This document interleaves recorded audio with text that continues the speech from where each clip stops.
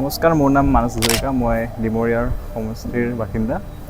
মই এইটো বিচাৰোঁ যে আমাৰ যোনটো নতুন MLA আমাৰ মানে সমষ্টিৰ পৰা উঠে, যাতে তেওঁ ৰাইজৰ প্ৰতি যাতে মাত মাতে আৰু ৰাইজৰ প্ৰতি প্ৰব্লেমছখিনি ছল্ভ কৰক আৰু এছেম্বলিত ৰাইজৰ প্ৰতি কথাখিনি কওক, যাতে ৰাইজৰ মানে প্ৰব্লেমছখিনি ছল্ভ হওক। আৰু মই নতুন গভৰ্ণমেণ্টখনিৰ পৰা এইখিনিয়ে বিচাৰোঁ যাতে আমাৰ এৰিয়াখিনি অলপমান ডেভেলপ হওক, যিহেতু আজিকালি এতিয়া বাৰিষা আহিছে, তো বাৰিষাত খুব বেছি বানপানী হয়, তো ৰাস্তাখিনি মানে খুব বেছি বেয়া, তো আৰু নলা মানে পূৰা ভৰ্তি হৈ যায়।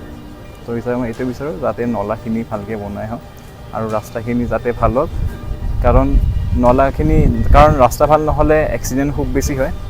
ৰাস্তা ভাল হ'লে তেতিয়া খুব বেছি ভাল হ'ব আৰু মই এইখিনি বিচাৰোঁ। প্ৰিয় দৰ্শক, এইদৰে যদি আপোনাৰ সমষ্টিটোৰ বিষয়ে ক'ব বিচাৰে, সমষ্টিটোৰ সমস্যাৰ বিষয়ে ক'ব বিচাৰে, তেন্তে শ্বৰ্ট ভিডিঅ' যোগে আমালৈ প্ৰেৰণ কৰিব পাৰে।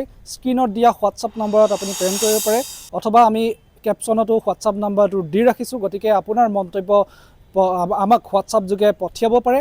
আপোনাৰ নাম আৰু আপোনাৰ সমষ্টিটোৰ নাম ক'বলৈ নাপাহৰিব। আৰু আপুনি কেনেকুৱা জনপ্ৰতিনিধি বিচাৰে বা আগন্তুক চৰকাৰখনে কেনেধৰণৰ কাম কৰাটো বিচাৰে, আপুনি আমাক হোৱাটছআপ যোগে আপোনাৰ প্ৰতিক্ৰিয়া পঠাব পাৰে আৰু আপোনাৰ প্ৰতিক্ৰিয়া আমি আমাৰ প্লেটফৰ্মত প্ৰচাৰ কৰিম।